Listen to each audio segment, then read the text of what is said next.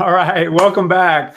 I'm here with Phil Willburn again. He did a fantastic presentation yesterday on diversity, equity, and inclusion with the Chief Diversity Officer there at Workday. And I want to call out front, congratulations on the acquisition of Peakon. That's huge news. And I can only imagine what that is like, from a workforce analytics professional such as yourself. I mean, a few quick comments on that before we get into the video. Yeah, they're of course, they're an amazing company, amazing people. Sri was there yesterday morning talking about belonging and diversity. We're just excited. That's all I could say is just we're excited. It's going to cause a little more work in my world, but I'm excited for that. Yeah, I'm sure you all make great things happen. I want to find out what that's going to evolve into, but yeah, certainly congratulations. So in this session, what we're going to do is we're going to watch a video for about 20 minutes, and then I'm going to have a conversation with Jeffrey Seitz and Phil on its contents, and really around creating a workforce analytics capability and making it sure it's sustainable and hitting the mark over time. So Phil, anything else you want to say about it before we launch in? No, I think Jeff and I had a great time recording, and it's always hard to get schedules aligned, so we just wanted to get this video out there, and we'll be discussing this afterwards. All right, sounds good. So, Bhavini, if you could launch it, then we'll be back in like 20 minutes.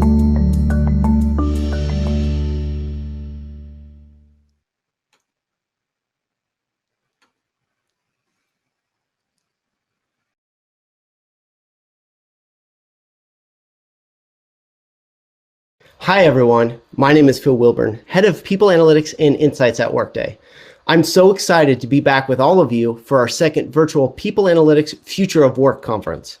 I really enjoyed our last conference, and I'm curious to see if Al can keep up his marathon stamina with all these sessions. What I suggest is keep the coffee flowing. I think we can all agree that there's nothing normal about the past year, but I find comfort in returning to our data to understand the world and our workforce. Here at Workday, our people analytics focus remains the same: to enable our leaders to launch key new programs that cover a range of vital business and workforce needs. In October, my colleague Greg and I shared a bit about the work we've been doing around belonging and diversity. Today, I'll be joined instead by another friend and fellow analytics practitioner, Jeff Seitz from Target. We'll focus less on a specific topic area solution, but more broadly on the analytics journey we've seen at our respective organizations and how we are starting to think about building the modern workforce analytics practice. As for the agenda, I'll share a bit of context up front. Then we're going to hear from Jeff about the practices at Target, and then we'll chat through some key questions as we plan for the future. First, let's dig into a couple of big challenges that workforce analytics practice, also known as people analytics, is facing in today's environment. I think some of the best work in unpacking and understanding workforce analytics function has been done by our friends at Red Threads Research. Stacia and Priyanka have provided some critical insights and laid out a brilliant idea about the future of this function. In their recent research paper, The 5 Pillars of Business-Aligned People Analytics, they pointed out that 82% of organizations reported not getting value of people analytics during the COVID crisis. This was actually a bit surprising to me, because what I've seen and experienced is that people analytics has played an even more critical role during this time of uncertainty than ever before. And one of the most important key factors they cite for teams not able to bring value to their organizations is that they do non-scalable projects that often detract from big picture, more strategic focus of workforce analytics. The lack of scaling people analytics is a major blocker for many teams and functions bringing value to their organizations. Continuing to discuss challenges in this space, I think Gartner's 2020 state of, in their research this year, they found that the number one barrier for people analytics teams for setting up and achieving their strategy was the overwhelming needs of stakeholders.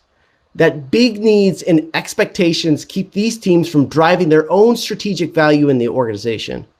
And you know what? I often hear this from both small and large people analytics functions, that they get stuck in this vicious cycle of request and report.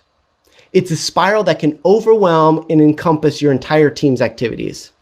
I think the big question here is, How does workforce analytics practice not get stuck in this vicious cycle of always responding to every request and not getting to the real strategic work? Lastly, I've been hearing from a number of customers on some of the basics around workforce analytics practices. All great questions like, how many report writers should we have? Should we centralize or decentralize our teams with COEs or with the business? And of course, security. Your decisions around security is super important. If you don't have a strong partner in the area, you can definitely hit some roadblocks. But I think it comes down to this question, and it's reflected in the challenges we've seen in the research. How do we scale, and how do we be strategic? And I think this calls from new thinking in this space. I call it a newer approach, but this is where I think the future of this practice and function has been going for a few years. It actually has to get here for us to continue to get investment, and also for all of us practitioners to make the promise of workforce analytics become true. The big idea is that we need to shift from what I call a traditionally service-oriented practice to a products-first function. Meaning, to scale and be more strategic, the analytics team needs to build products for their stakeholders that scale and take good care of those products, using input from ad hoc requests to improve and evolve those products. This will enable you to scale your practice to the size and needs of your org without continually adding headcount to your analytics function. I personally see this as also requiring a mindset shift in HR. We were groomed to be very service-oriented, to partner, to provide high attentive solutions. But to really service our internal customers, you need to instead focus on establishing the best analytical products for your internal stakeholders that they want to access and utilize, and that solves their known and often unknown needs. Okay, I know I'm a bit passionate about this topic, but I've seen the impact firsthand. Here's what I've discovered at Workday over the last 2+ years as we've built a product-oriented workforce analytics practice. Because of this, we've been able to meet or exceed most of our needs of our stakeholders. This has allowed us to free up valuable time and capacity to build on new products. This has also increased our function's ability to adapt and pivot when things change, and all of this has brought marginal headcount growth, very limited to increase the strategic impact of our analytics adoption. However, the journey to these outcomes wasn't without error. Tough feedback, misses, and mishaps. We've learned a lot along the way, and now I want to share a bit with you some ideas, really lessons learned about how to avoid some of the mistakes and make it successful for you. So here are the 3 keys to success. First, you really need to build a different type of team. This requires new and different capabilities. Second, you need to focus on personas. This allows you to personalize and bring more value to each of your product. And third, you need enablement. This really unlocks the impact of your work. And I'm going to share a little bit more detailed in the next slides on each of these topics. Again, this might look different from different orgs, but hopefully it'll help illustrate the concepts. So yes, you need to create some kind of new type of team. And to be product focused, you actually need different types of skills than many traditional analytics teams have. The one capability that you'll need is around product management. Product managers are amazing at scanning for what is missing, translating that into technology, and ensuring value from their customers. This is probably one of the biggest gaps that I see right now, and it's critical to make this pivot. And to do this, you also need to deeply understand your personas in your organization. This, for example, is a simplified view of our persona roadmap here at Workday and how we align specific products to those personas. If you don't understand who is making decisions from your insights and whether or not it's helpful or not, then you can't build great products. So really understanding your personas is key. And last, so importantly, and honestly, I think this is the most underrated in our analytics functions, is that you need enablement. You can't expect to show a person a chart and then they're like, yep, I'm good, solved all my problems. I'm going to go off and change my entire strategy. By enabling your personas to consume and understand your products and nudge them appropriately, you'll be able to get better adoption, even better feedback, and you'll find hidden champions for your products, and it's going to make them better.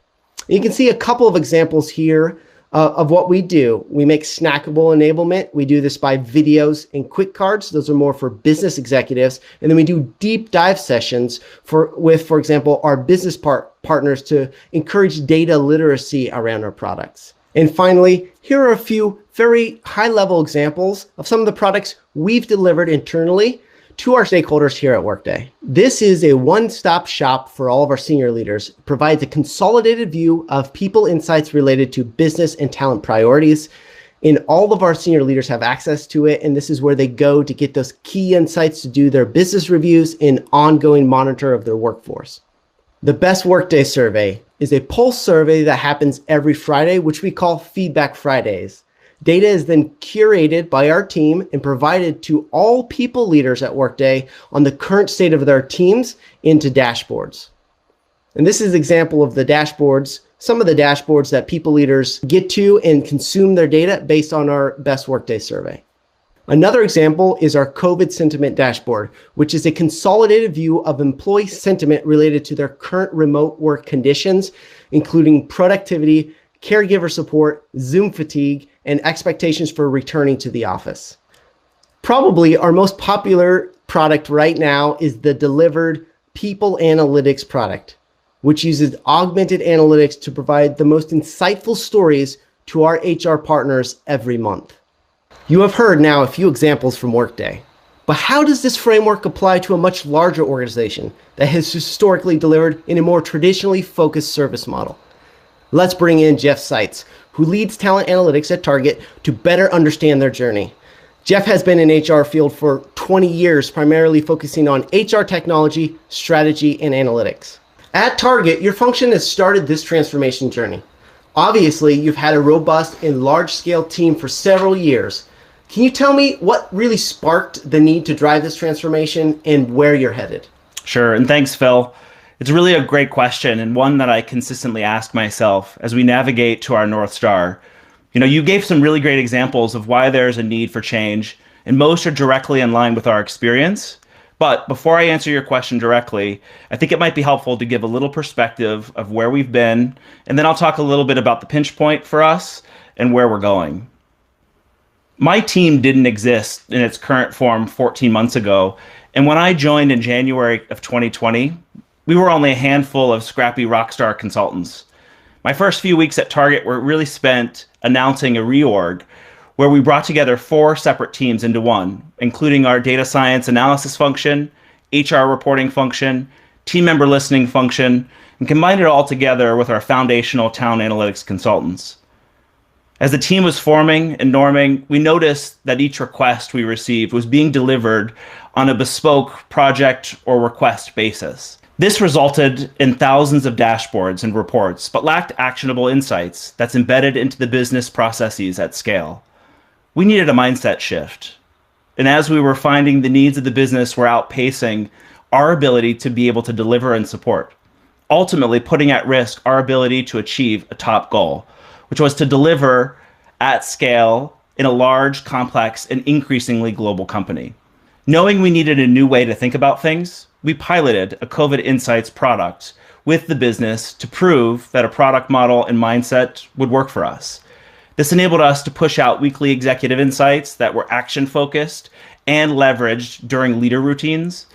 We also created a central COVID-19 hub that is shared across to HR and with business leaders so that they could find centrally external market conditions, HR operational data, business operational data, forecasting and prediction models, team sentiment and insight, along with the weekly insights for the matters of the greatest importance. This was all delivered in short iterative sprints to add increasing value over time. After having proof points with the business that this was the right approach, we set off the second half of 2020 to reimagine talent analytics at Target with a couple goals as our North Star.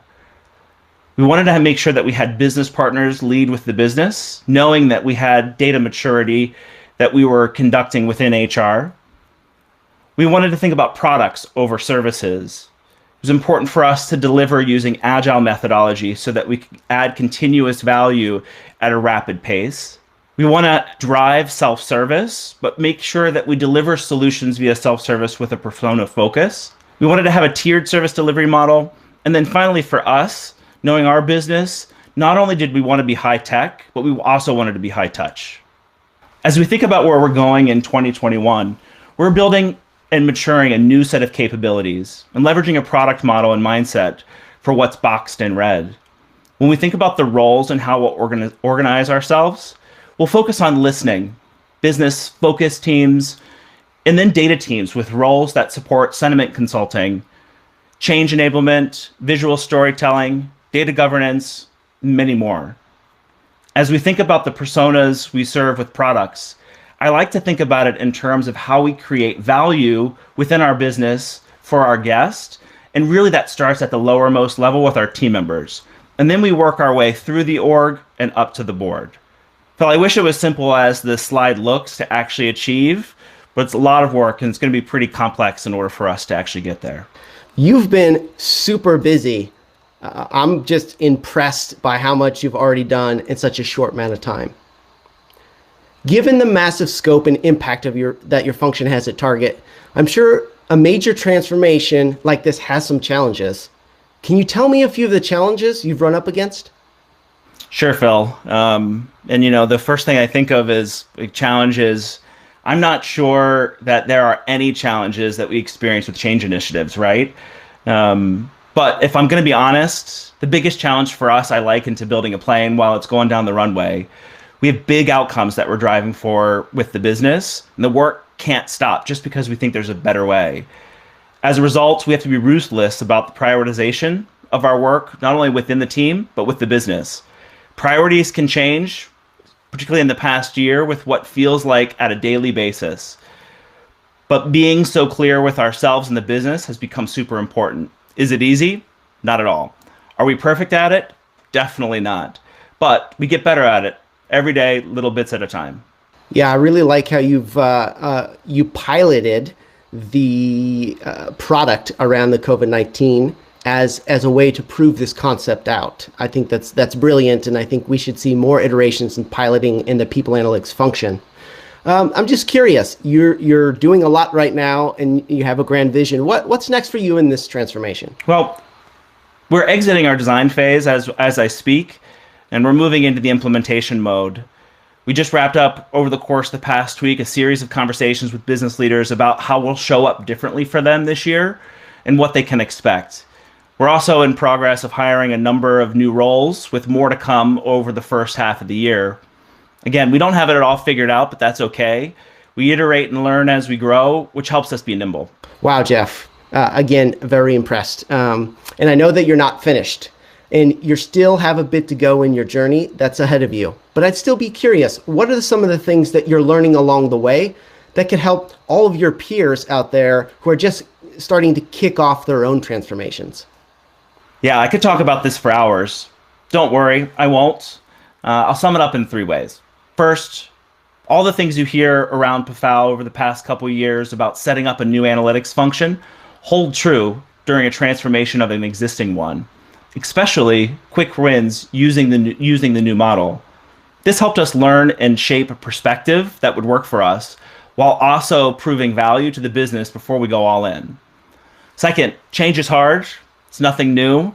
Managing change is especially important, particularly education with the internal stakeholders of what it will be like operating in the new model. My advice, and something that I wish we did earlier on, was to find a couple senior leaders within HR that can actually help do the bidding for you, especially for the meeting after the meeting where you're not physically present. Finally, don't assume you know what's best and approach the work with intentional, always-on curiosity. We found by accident that by bringing the business and partners along for our design, not only helped manage the change curve, but they had fantastic ideas on how to approach our interaction and op model that we wouldn't have come to on our own. So I think those are the top 3 things that come to mind. Yeah, those are great lessons. And it's important to take the lessons as all of us are going through transformations and kind of share them with each other. And that's great about this platform here. Yeah, and Phil, if you don't mind, if I could put you on the spot a little bit, you've been using a product model for some time now.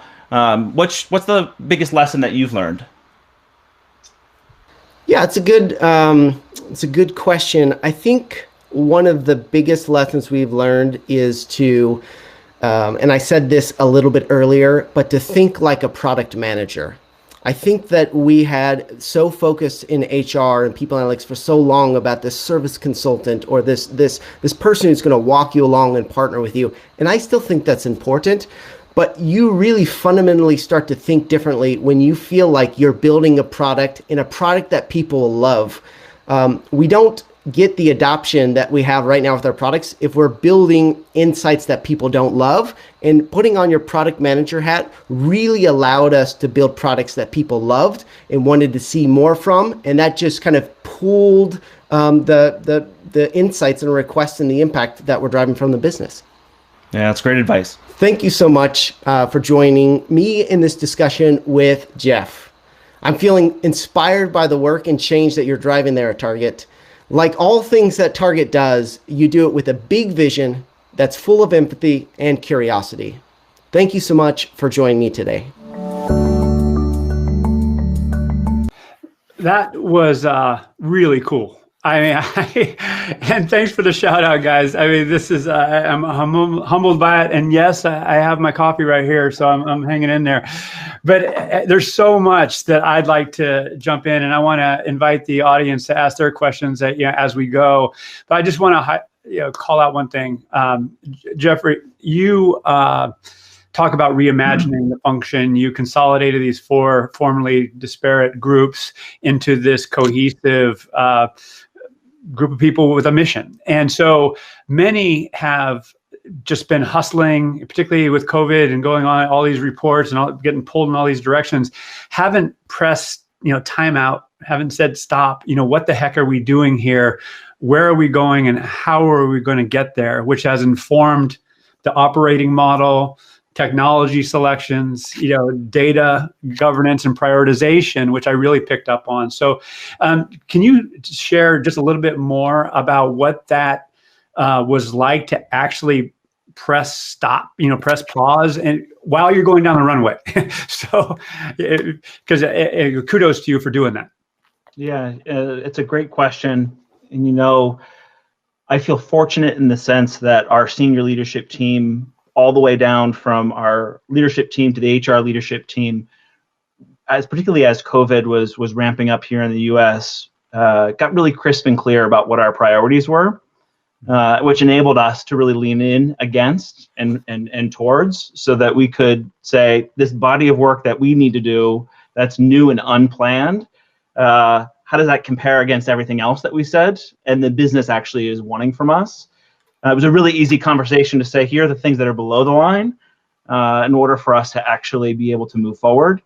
That being said, there's been especially a lot of pressure on my leadership team and around reimagining the future state of talent analytics at Target. And I'd like to say it was easy and that we could really prioritize all of our work as well. But it hasn't been. And so we're really ruthless about trying to figure out on a day-to-day basis what are the top critical things that we need to focus on in order to push our agenda, not only with the business, but with our own function. Mm-hmm. And that manifested early on through daily stand-ups that we had with our leadership team, really just staying connected, which was a new leadership routine that we put in place. We don't meet on a daily basis anymore because we've sustained. But we've got a pretty good operating cadence, just really making sure that we staying connected as a leadership team. Well, thanks for that. Phil, anything to add on that particular topic? Prioritization being something that we're all struggling with, in this field, because we're getting pinged by new technologies, new asks internally. I mean, it's a big quandary. I mean, how do you handle that? Yeah, I think Jeff and I talked a lot about this coming to the session, Al, and one of the benefits of a product mindset is if you build great products that people want to go to and they love, it frees up time for you to focus on more priorities. I know it can be challenging. There's a philosophical, difference on this idea of how do you prioritize. In one way, a simple answer, and I think a lot of people take this, is like, look at our HR leadership agenda, look at our business agenda. Whatever's important to them is important to us, and we cut the line off.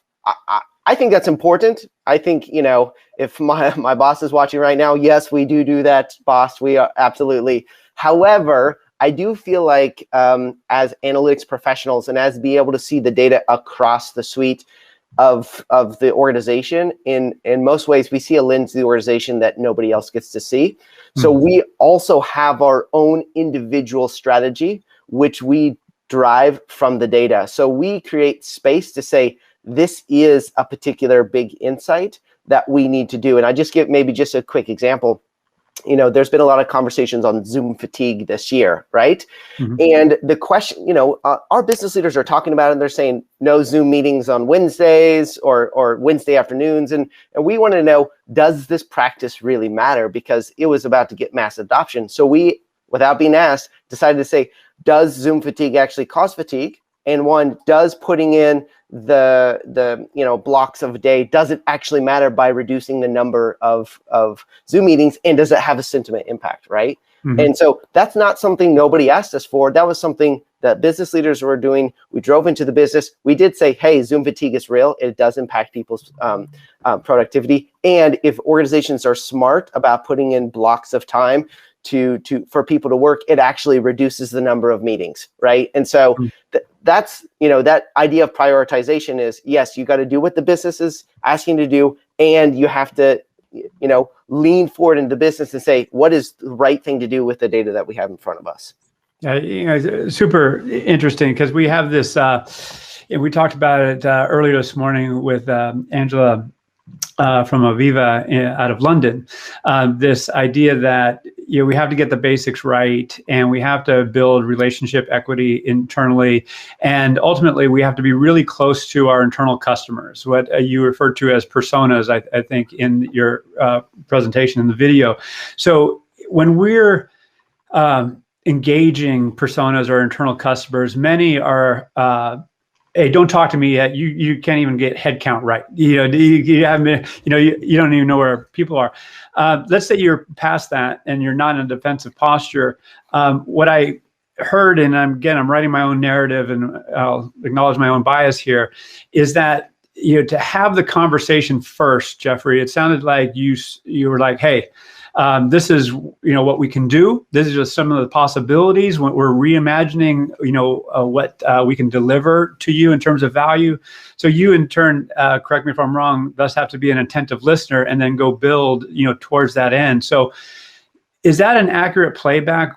How did you create the space to have this reimagining conversation in the midst of the immediate demand still being there? Yeah. We went on a listening tour. I went on a listening tour mid-spring, and one of the things that I heard is spot on to what you exactly said. And I think the direct quote is, "We're drowning in tools, but lack the basic insights." And in some ways, we're missing basic things like headcount for my org. Leaders not able to see the number of team members that they have within their hierarchies, and so.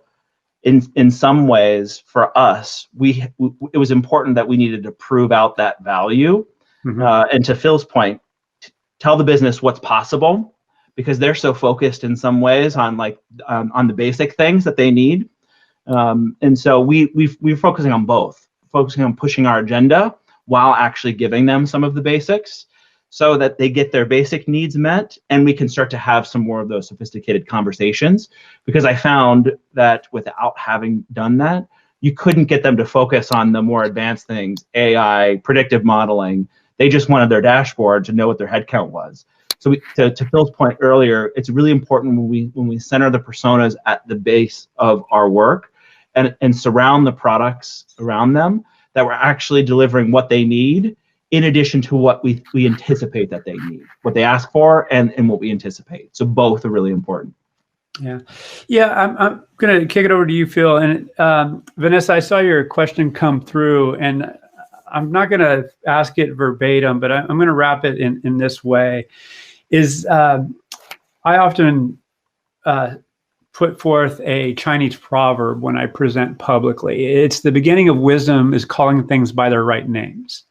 And because in this discipline and HR in general, we often talk past each other. It's like, what the hell is analytics? What the heck is, workforce planning? And so, and even the basic definition of the metrics. So, one of the things that I've seen with Workday specifically, and what has happened in the discipline, is that we've been more disciplined, to use that word again, about how we're calculating metrics, how we're presenting information. So, Phil, to you, can you just comment on that aspect? Is that if we're going to get inroads and get traction, we're going to have to be consistent with our language. We're going to have to be consistent with the data and metrics that we're producing. How do you solve for that?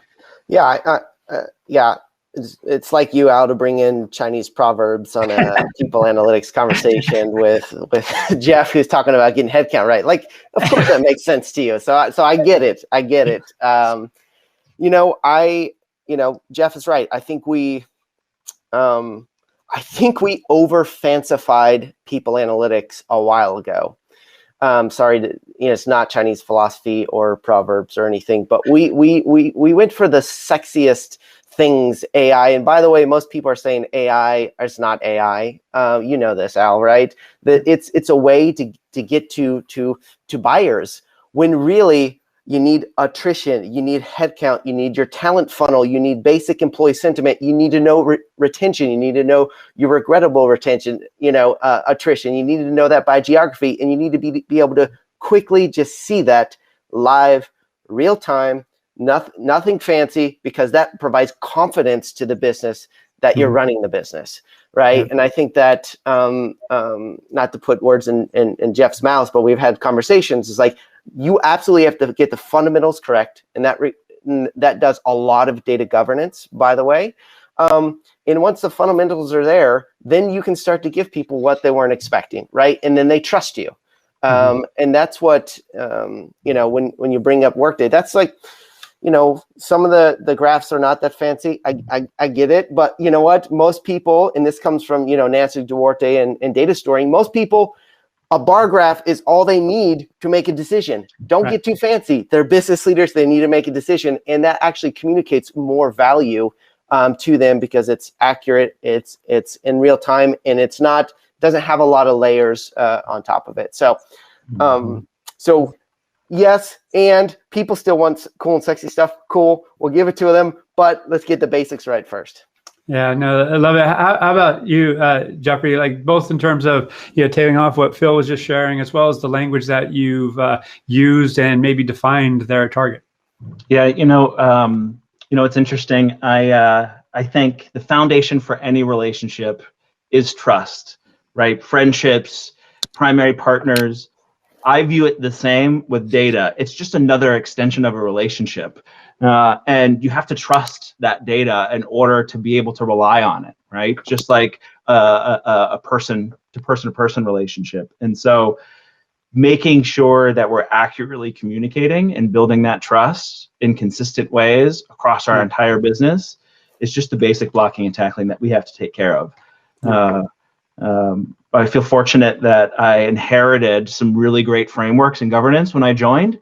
Some foundational things that are done across the enterprise that we tapped onto that enable us to have that single source of truth. But we still have ways to go as we start expanding into new metrics and new areas next year. So I want to actually, Jeff, just real quick, because I don't want to let this go just yet, and there's a reason that I'll come back to with my follow-on question. Did you spend any time defining terms, whether that be talent analytics, workforce planning? Why didn't you not use people analytics? And again, I don't mean to harp on this too much, but it's just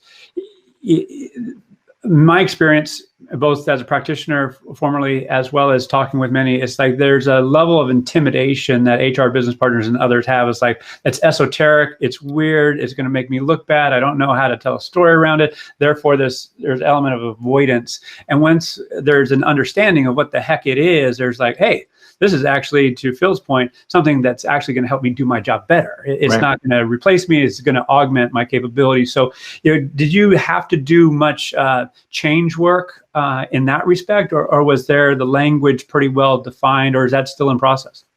Yeah, I'd love to be able to give you this really great scientific explanation and soliloquy about, you know, terms and names, particularly around why we call ourselves Talent Analytics.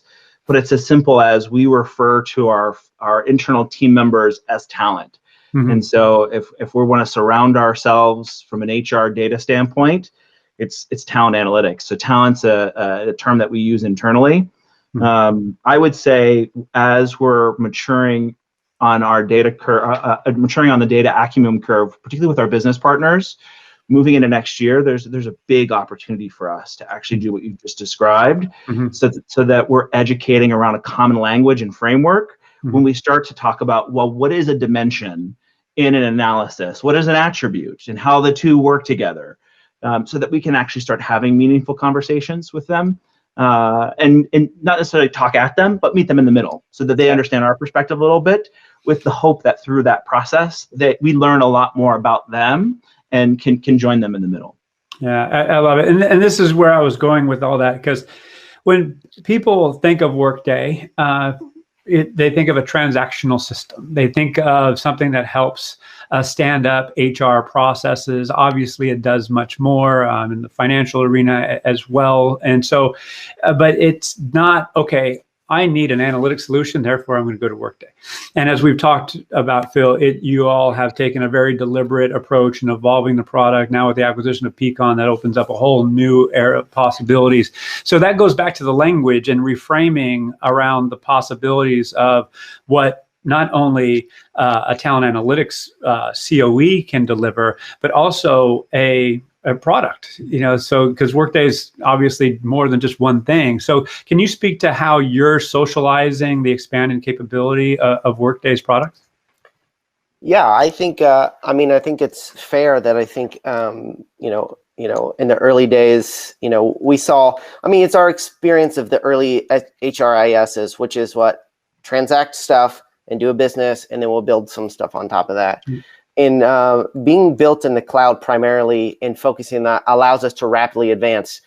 First, you want to have the best data. If you capture the transactions, you have the best data, right? And so with the acquisition of Platfora, which we made into Prism Analytics, was really a leveling up. So what you saw is a massive level up of it. Think about, they used to describe Platfora as like Tableau on steroids. When you couldn't stop, when Tableau reached the max of what it could do, you would buy Platfora, and that's what we purchased, and that's what we've made Prism Analytics. And so you have all the transactions, you put Prism on top of that, and it's like a hot rod, and then you have delivered things like People Analytics, which right now I do some configuration for People Analytics, the product, which is delivered stories from our storytelling engine from an acquisition we made out of Prague.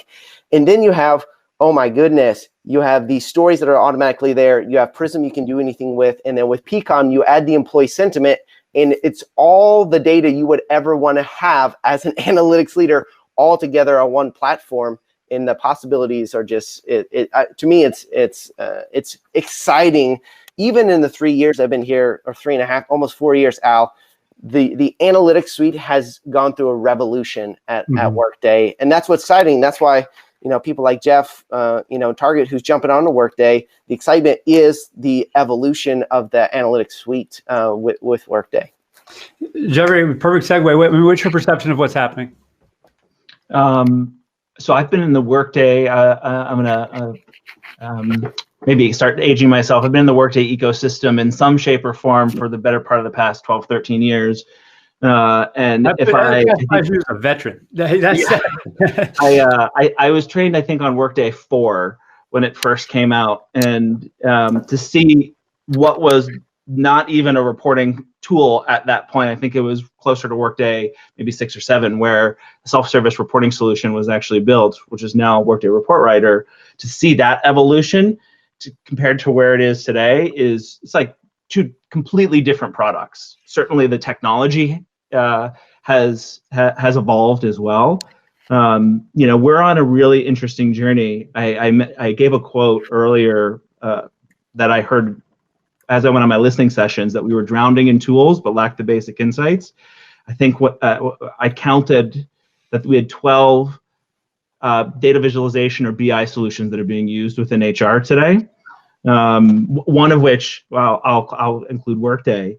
And so we're on this journey of consolidation. And my hope and wish is that we're able to consolidate all of it over to the Workday Cloud platform. If any of our technology partners were on the line, they'd be clapping, because it's going to really enable our total cost of ownership of data to actually go down, because we don't need to move it out of the transactional system in order to actually do analysis and analytics at scale. But as you can imagine, with a large, complex organization, global organization with 12 different BI solutions, it's a journey. It will be a journey for us. If anybody on teams on listening, they're probably hearing the words echo that, I just want it done faster. So I have to maintain my patience as much as I can. Yeah. Obviously, it takes patience. Obviously, the world is changing really fast, and we have to, be agile. And the question that I wanted to ask is, many organizations, many people analytics leaders, particularly over the last 10 years, as we had more technologies enter the space, have taken what I would call a technology-centric approach. They're looking for the solution that's going to enable them to do X, as opposed to what I would advocate, and what I hear you have done, Jeffrey, is taking more of a process-centric approach, where you're engaging your internal customers, understanding their needs, and in turn, selecting the technologies that are most appropriate to deliver on that promise, or deliver on that insight. So is that a fair playback? And would you advocate, using my own language, that process-centric approach versus trying to make magic with a technology that may or may not be appropriate? Yeah, and it's really hard for me. I have a deep technology background. It's really natural for me to lean into it. Mm-hmm. I've made mistakes in the past as I was at other organizations that I can learn from by leaning by technology first approach. And I actually don't necessarily think it's a business first approach. I'll refer to it, maybe not process, but a business focused approach. I actually think it needs to be both, particularly if we're thinking about enablement of products, because we want to actually deliver a business focused solution that's scalable, automated, that you don't need to maintain. You don't need to write out insights every week, although yes, we're doing that as well. And you can only do that with technology. And so if you move too far in one direction further than the other, your two strategies become, my experience, out of alignment, and you have a hard time catching back up. And so I actually don't think it's one or the other. I think it's both at the same time, which is part of the reason why, as we are trying to work on our maturity curve, that we think about high tech and high touch. The high touch is another way of saying like business focus. We can't lose that. Yeah, I love that. What your comments and ideas on that, Phil, that process-centric approach? Because you being with the technology company prior, jumping out, we can do that.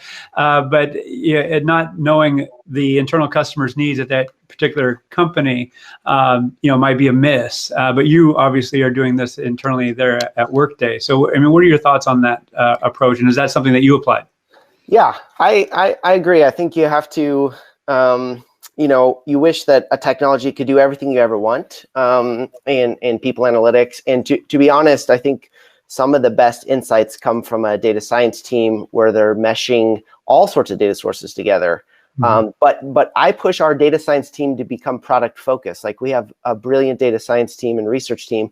And I say, okay, if you're doing something out of the system, what is the product that you're generating so you no longer have to maintain this? Mm-hmm. And so what they usually end up doing, believe it or not, is saying, we've done this really amazing insights, bringing some, sentiment analysis, some machine learning on this data of the talent pipeline and the candidates and stuff like that. And I say, okay, how do you build this in order to take this insight there? And they're like, I guess we'll build it in Prism, because that is the tool that allows the insights to scale. And so Jeff's point is, high touch, and high technology. It's so true, because I think in history, like, if you lean one way or the other way, you're going to have that kind of imbalance right there.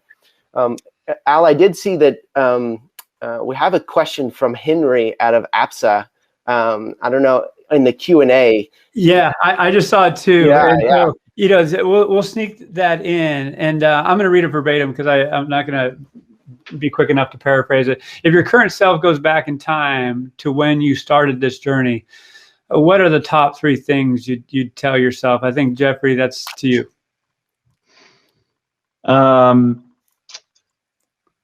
I would tell myself to focus earlier on stakeholder management, which I talked about a little bit in the recording.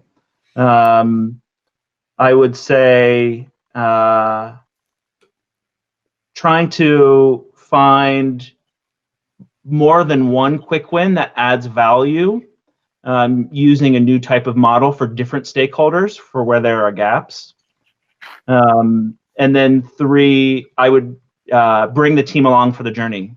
Yeah, love it. Phil, you want to add to that?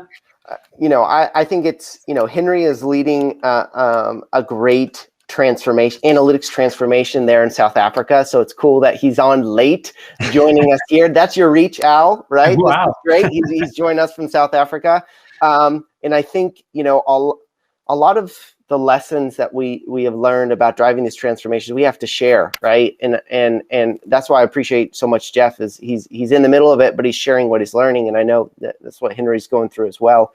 I would say you have you have to deliver and surprise. You have to deliver and surprise, because when you ask a leader what they want to know, they will never surprise you by telling you what they think they want to know. They will only react to what you show them, something that is novel, interesting, they hadn't thought about before. And so it's our job to not just respond to the business, listen to the business as we should, but also look at the data and with some principles in mind, like keeping the employee in mind, show them stuff they're not aware of so they can make better decisions. Yeah, guys, I mean, yeah, I love it. Hey, so Tanvi, I see your question, and I'm going to make a commitment to you. I'm going to come back to you. Her question was around personas and decision-making journeys for each. Obviously, that would be another hour-long segment, if not more. But the point is actually real well taken, and I'll do something in that regard for you, with Phil certainly, and hopefully we can rope Jeff into that as well. So as we start to wrap up here, I want to ask this question, and it relates to your acquisition of Peakon, and I would have asked the question anyway, because I have written a lot over the past several years, and I've thought about it, but I really tried to hone the language, again, going back to that, around data appropriateness. And what I mean by that, there's been, the data has to be clean, data has to be right, whatever. But if we're getting insight into what leaders want or need, we have to look at the data and say, is that appropriate to answer that question analytically? Oftentimes, it's not. If you're trying to tell a story around headcount or turnover, you only go so far. You need other data. So we're in this position to create or acquire other data. Then we can incorporate into our models, into our analytics. So first, Jeffrey, what do you think about that statement? Is there that level of creativity? Is that something that you consider in doing this work? Yeah, I think it's a must. I didn't coin this term, but I really latched onto it. I think in order for us as people analytics or town analytics practitioners, in order for us to tell a true story, we need to have not only the operational data, right, the ones and zeros related to headcount, but we need the experience data, right? And whether that's sentiment, engagement, or asking the question of what your experience with your onboarding journey was, that tells a more complete story. And so more and more, we're focusing on trying to bring those together into one storyline. We did that with some of our COVID-19 hub, where we're bringing in our continuous listening survey data around engagement and overall sentiment, and allowing that to also, particularly as we start to think about asking team members to feel like we care about them, that becomes real. It means something different now than it did before. And so doing that becomes really important. But to your point also, making sure that we're really clear, particularly when we're asking questions or existing questions that we're asking team members, that it is in fact trying to answer the business question that's being asked now. Because too often senior leaders will say, well, I think we asked something similar to that. Well, yes, we do, but it's actually answering something different. And we don't have a data point that answers what they're looking for. And so I think appropriateness is really important. The other thing that I'll add is beyond appropriateness is just because we can doesn't necessarily mean we should. I think we have a responsibility, particularly as leaders within the people analytics space, of in some ways being a gatekeeper around what's actually appropriate for us to go after and share. I think about our experience data, our sentiment data. We've had a long-standing engagement survey that we've done since '62, every year except for last year by chance, which we could spend an entire hour unpacking. But we built that trust, right? We built that trust because we haven't shared row-level details outside of that team, or even with our sentiment team. They don't have access to the row-level details, so they don't know whose answers they're actually looking at. And so that trust is really important for us. Yeah, well, good for you for putting that at the number one. I echo as you're saying that. I think of Ernest Ning at Salesforce, and that his top measure. Is this going to erode trust? If it is in any way, it's not going to happen. So having the fortitude and awareness to say, no, we're not going to do this is part of the job as well. So thank you for highlighting that. Gentlemen, we have to start, wrapping, and this has been a fantastic discussion. I want to continue it, and we're going to have to do so in some form. And John, I see your question. We're going to have to get that into a subsequent session. But closing comments, Jeff, you first, and then Phil can bring us home. Yeah, I'm really excited for what's happening in our space. To Phil's point, I think there's been such a strong focus on really slick and fancy things that we've moved out of being able to deliver basic insights that are actually really meaningful and impactful. So I get really excited when I hear Phil talking about that, and I'd encourage others that are on the session here today to actually ask themselves, are we actually delivering the basic insights that's needed while we're delivering the sophisticated insights? Right. Yeah, love it. Phil?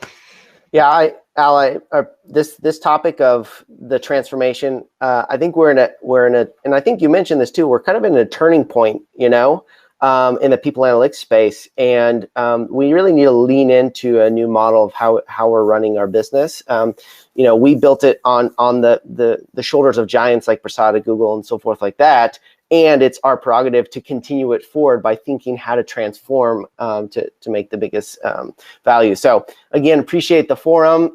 You bring in great talent and great thought leaders, and I love the community, and keep up the good work, and look forward to the next session. Well, Phil, thank you. Jeffrey, thank you. And you all be well. Appreciate it. All right, take care. Yeah.